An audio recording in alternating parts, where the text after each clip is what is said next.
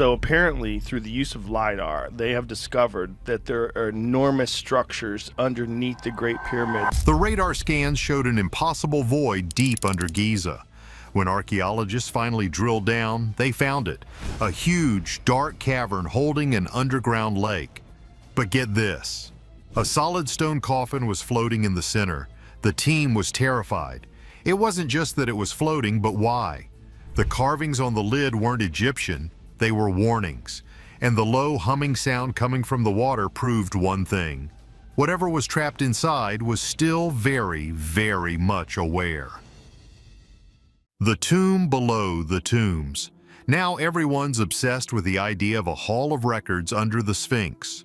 Local guides have always told stories about an underground world beneath Giza, a labyrinth of the gods, where ancient kings stored their greatest secrets. For years, researchers dismissed it all as myths. After all, the ancient Egyptians were known for their imagination. But when modern billion-dollar radar scans started to confirm the impossible, even the biggest skeptics grew curious. This discovery wasn't entirely new. We already know Giza is like Swiss cheese. The most famous example is the Osiris shaft. It's a real multi-level shaft cut straight down into the bedrock of the plateau. It goes down over 100 feet. The lowest level is a water-filled chamber, and in the middle of that water there's a massive submerged sarcophagus. So the idea of underground water and coffins? It's real. But this new void was different. It was much larger and seemingly isolated. The excavation began under a classified permit. The team expected to find a few old tunnels, maybe a forgotten burial from the Old Kingdom. Instead, they found a staircase. It was carved directly into the bedrock, hidden under a collapsed section of a minor unnamed mastaba tomb. The stairs were narrow, steep, and descended into total darkness. The air changed almost immediately. The deeper they went, the colder it became. The sound of their own breathing was deafening. Then they heard it. Dripping water echoing from somewhere unseen. It was clear that no one had set foot here for thousands of years. The air was thick, musty, and had a strange, sharp smell like ozone after a lightning strike or static electricity. After days of clearing sand and debris, they reached a long stone corridor. The walls were smooth, but not with the precision of the pyramids. This felt older, and they were lined with carvings, but these weren't the hieroglyphs they were used to. Some symbols looked Egyptian, like early pre-dynastic shapes of serpents' eyes and what looked like waves or flowing water. But others were totally alien. Torchlight danced across the markings, and some of the team felt a strange sense of vertigo, as if the symbols themselves were moving. One of the archaeologists joked nervously, "Maybe this is where the Nile begins." But the laughter didn't last long. The corridor led them to a sealed door. It was a single massive block of black granite, heavier than anything they had ever encountered underground. It took 3 days of careful, painstaking work to drill a small hole and snake a camera through. When the final block was finally moved, a gust of air burst out. It was stale, cold, and intensely metallic, as if trapped for an eternity. Behind the door was a cavern. It was massive. It was echoing. And it was unlike anything found beneath the pyramids before. The ceiling shimmered faintly, coated with salt crystals that reflected the light of their lamps like a galaxy of stars. At first they thought the floor was polished obsidian, but when one of them dropped a small tool, it splashed. It wasn't stone, it was water, a lake, a perfectly still underground lake. No one spoke for a full minute. Lakes didn't exist beneath Giza like this, not naturally. The water looked impossibly still, black as ink, and it stretched into the darkness as far as their flashlights could reach. But what caught their attention most wasn't the water. It was what floated on top of it. There, drifting silently, was a stone coffin. Massive, perfectly rectangular, made of dark basalt that shimmered under their lights. It wasn't resting on any platform or support. It floated, perfectly balanced, in the middle of the lake. The team was stunned. How could a stone coffin weighing several tons float? Was there something beneath it holding it up, or was it built that way for a reason? One archaeologist whispered that it looked like a vessel for the afterlife, meant to carry someone across the waters of eternity. They set up camp at the edge of the lake, documenting everything. The air smelled faintly of minerals, but there was something else too. That sharp metallic tang, like old copper. Instruments picked up faint energy readings around the coffin, almost like a magnetic pulse. Some of the team joked that maybe it was just their equipment acting up in the damp air. Others weren't so sure. The carvings on the cavern walls seemed to tell a story, or maybe a warning. They showed scenes of men carrying torches, walking toward water, followed by images of giant waves swallowing them whole. There were figures of jackals, serpents, and strange winged creatures guarding something at the center. One inscription, barely visible near the shore, was translated roughly as, "The one who sleeps beneath the water must not be disturbed." The team leader, Dr. Kareem, dismissed the idea of curses. He was a man of science. Still, he admitted that the craftsmanship and scale of the chamber suggested something far beyond a normal tomb.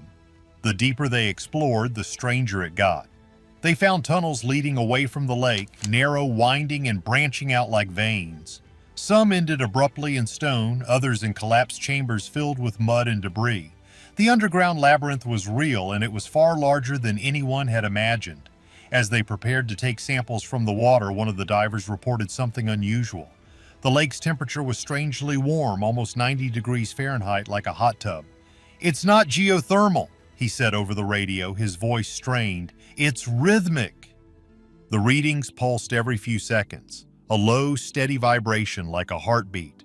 For a moment, the team laughed it off, nerves, stress, and imagination running wild. But as they looked out at the coffin, floating silently in the dark water, no one felt like laughing anymore. Whatever this place was, it wasn't meant to be found. But curiosity always wins. They just had to know what was inside. The thing in the resin. The team camped beside the underground lake for 3 nights before daring to touch the coffin. They had to bring in more lights, specialized diving gear, and high-resolution recording equipment. Every scientist in the group knew how strange this find was. It wasn't just where it was, but what it did. A solid granite or basalt coffin weighing at least 7 or 8 tons, that's 15,000 pounds, should have sunk to the bottom instantly. Yet there it was, resting perfectly on the surface. It was defying the basic laws of physics, right in front of them. They tried to explain it. Maybe the lake was incredibly dense, like the Dead Sea, full of salt or other minerals. But water samples came back as surprisingly fresh. Okay, so maybe there was an unseen platform holding it up, but when divers entered the water to check, their lights cut through the black and found nothing. No pillar, no chains, no platform. Just dark, endless depths that their sonar couldn't fully map. The water was warm to the touch, and every movement sent quiet ripples that echoed through the massive chamber. When they circled the coffin in a small inflatable boat, they noticed it was sealed tight. No cracks, no damage. Its surface was covered in those markings, not traditional hieroglyphs, but deep carvings that looked more like runes or sigils. The design was elegant but unsettling, with spirals and eye-like patterns that seemed to follow the light. Dr. Kareem and his assistant Nadia spent hours taking rubbings and photos of the markings. When they sent the images to experts in Cairo, the responses came back confused. Some said the symbols resembled early pre-dynastic script, writing that existed before the first pharaohs. Others thought it looked closer to ancient Sumerian or even something unknown entirely. One linguist simply wrote back, "This is not Egyptian." That one sentence changed everything. If this coffin wasn't Egyptian, what was it doing beneath the pyramids? How old could it possibly be? The divers reported another strange finding. Whenever they swam close to the coffin, their equipment began to glitch. Cameras flickered and recorded static. Digital depth gauges reset, lights dimmed. The water itself seemed to vibrate faintly, like an invisible hum was resonating through it. One diver, clearly shaken, surfaced and said he felt a pressure in his chest every time he got near, as though the air was being squeezed out of his lungs. Dr. Kareem considered pausing the project. This was way outside their area of expertise. But by then, curiosity had taken over. They had stumbled onto something the world had never seen. Whatever was inside that coffin could hold answers about an era lost to time, or something far stranger. The plan was simple. Drain part of the lake, ground the coffin, and open it. But as they began to pump water away, an eerie thing happened. The coffin sank slowly, as if it was alive and reacting to their interference. The moment they stopped the pumps, it floated right back up again, bobbing gently. It was buoyant. This was impossible. For a 15,000-pound stone box to float, it would either have to be hollow like a boat, which it wasn't, or it would have to displace more than its own weight in water. Or something else was at play.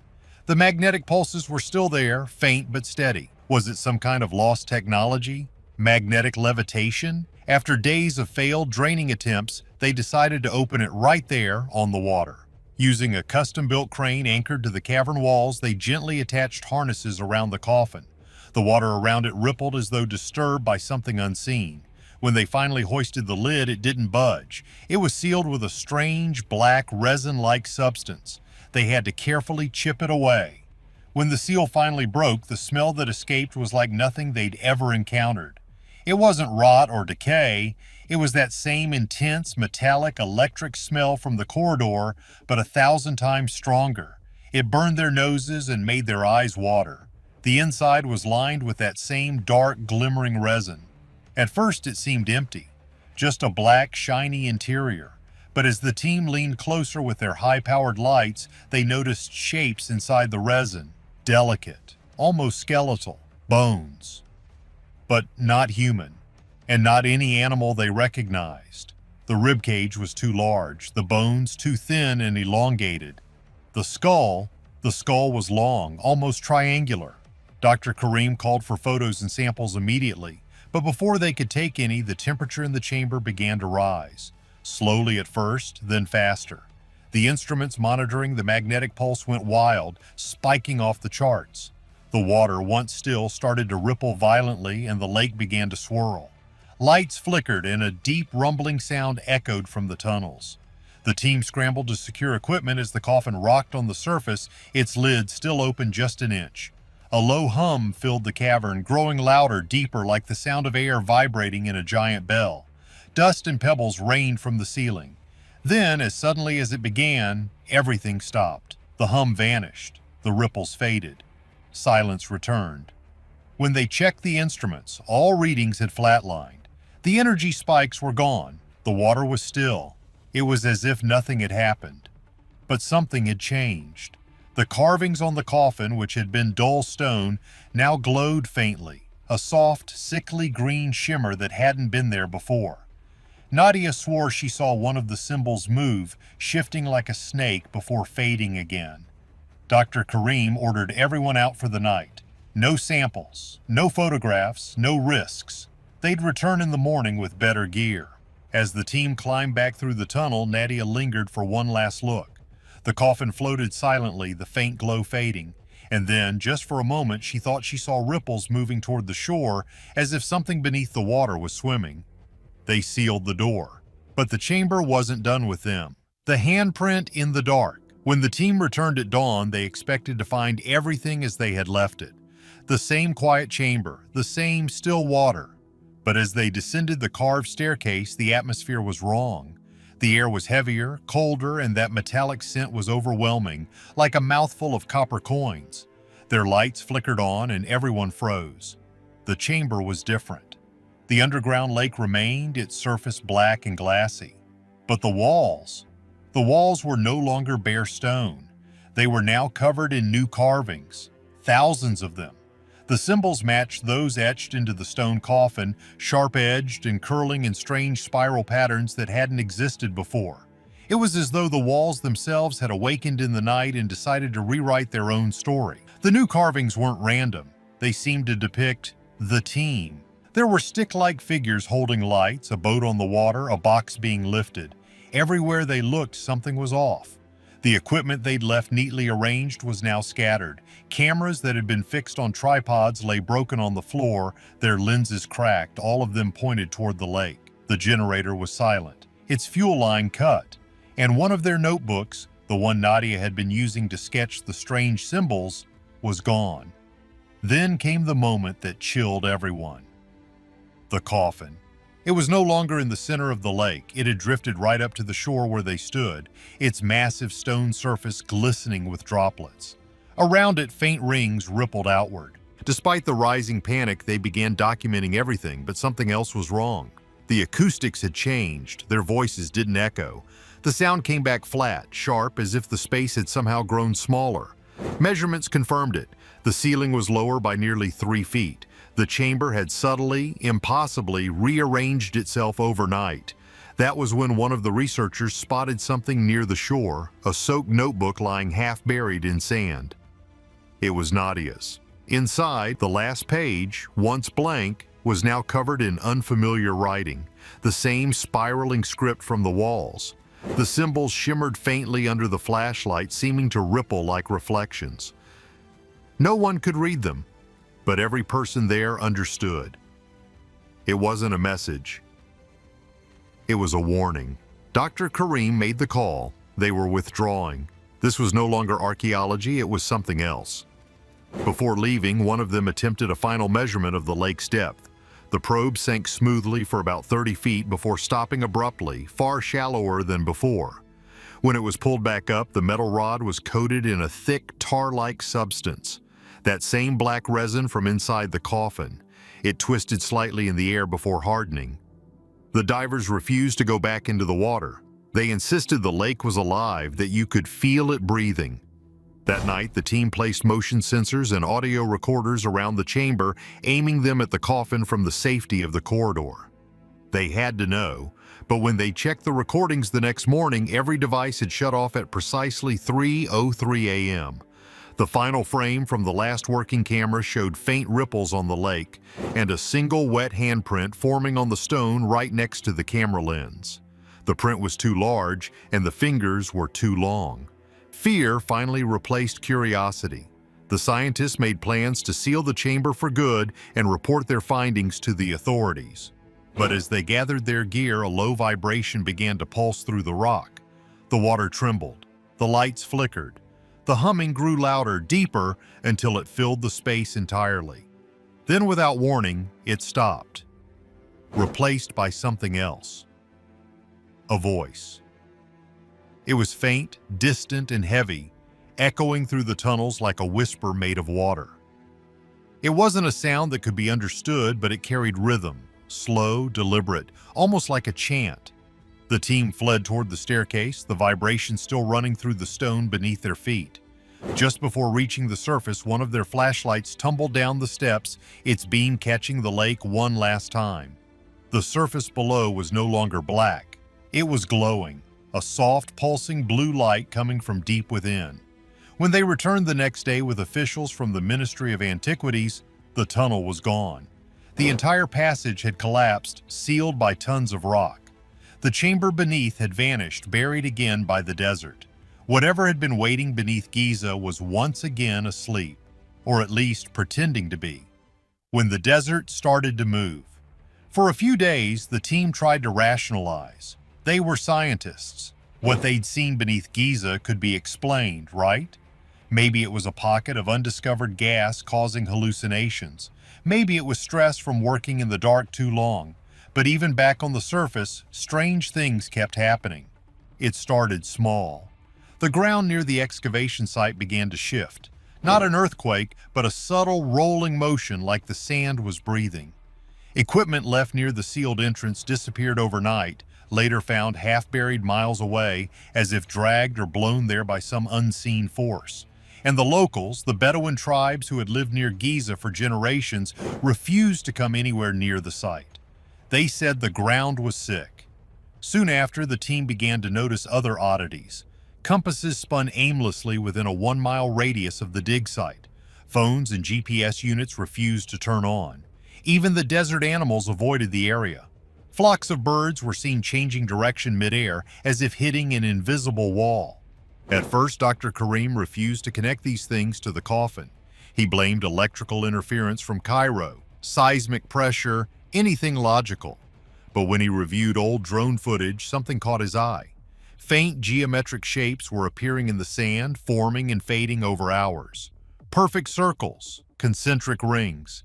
They looked exactly like the patterns on the coffin. This lines up with a real discovery. In 2015, the Scan Pyramids project used thermal imaging on the Great Pyramid and found a massive, unexplained thermal anomaly at its base. A hotspot. What if it wasn't a hidden room but heat rising from somewhere else? The discovery spread quietly through the archaeology community. Officials from Cairo ordered the site sealed indefinitely, citing structural instability. But not everyone was convinced. Rumors spread of a containment operation. Some claimed the Egyptian government had brought in military engineers to pour thousands of tons of concrete over the entrance. Within weeks, several team members began to experience strange symptoms: intense migraines, nausea, and nightmares. But they were all having the same nightmare: a black lake, a floating box, and a low, rhythmic humming. Nadia's sketches, now recovered, began to appear different in certain lighting. Lines that had been faint now glowed under ultraviolet lamps. When one researcher, an audio engineer, compared the shapes to sound frequencies, he got a perfect match. The carvings were pictures of the sound they'd heard. They were visual representations of a frequency. This is a real science called cymatics. Then came the tremors. A month after the chamber collapsed, small earthquakes rippled through the region.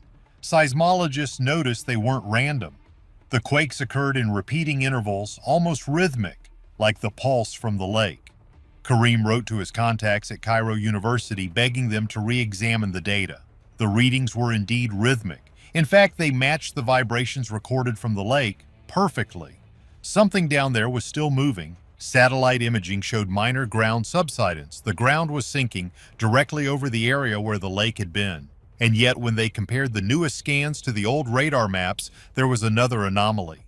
A new void had appeared, deeper below the original chamber. Almost like the labyrinth had grown. When news of the find leaked to the press, it was dismissed as internet nonsense. But those who had been there, those who had seen the coffin, knew better. The energy readings, the moving water, the chanting voice, it all pointed to something more than geology. A few weeks later, a sudden sandstorm swept across Giza. It was fierce, blinding, and entirely unexpected. It lasted 3 full days. When it cleared, the dig site was gone, completely buried under dozens of feet of new sand. The Egyptian Antiquities Authority declared the site off limits. Reports, notes, and recordings were confiscated for preservation.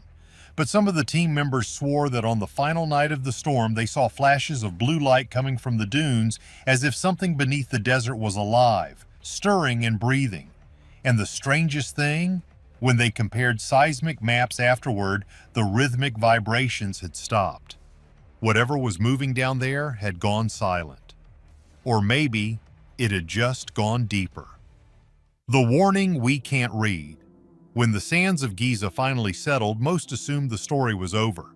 The Egyptian government shut down the excavation, sealed the reports, and reassured the public. To them, the incident was just another archaeological mishap. But not everyone bought the explanation. Years later, a small independent team of researchers at the University of Alexandria began re-examining geological scans. Their goal was simple: to create a new 3D model of the Giza Plateau.